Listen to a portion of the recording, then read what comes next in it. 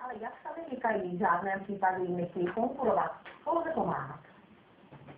Když v roce 2008 spadla velká lavina na polskou stranu Krkonoš, na pomoc vyrazili i čeští záchranáři. Museli se ale nejprve nechat postupně vyvést na luční boudu, až pak pokračovali do lavinového pole u Karpače. Zatrvalo to několik hodin. Ani teď se to bez horské služby neobejde, ale to už mohou být na místě dobrovolníci ze záchranné služby Vrcholky hor. Je to o tom, že tady jsme, že tady tu techniku máme a ty lidi, kteří dostali to školení, které samozřejmě je nutné pro toto, tak tady máme. Hned 6 chat ze Hřebenu je teď vybaveno defibrilátory, kanadskými saněmi, záchranářskými batohy a někde vychovávají i lavinového psa. Pokud bude potřeba, poudaři do akce vyrazí okamžitě. Zejména tady na Vrcholcích hor, totiž o lidském životě mnohdy rozhodují jen minuty. A tak zatímco jedna chata už bude na cestě třeba k umrzajícímu německému turistovi, další chataři jako Martin Doulík mohou čekat na záchranáře s nastartovanými skútry nebo rolbou v údolí. Hasičská technika vlastně končí tady dole v Texi a nahoru už je to všechno o pásových strojích. V případě vzniku jakékoliv události a potřeby další pomoci v horském terénu i mimo něj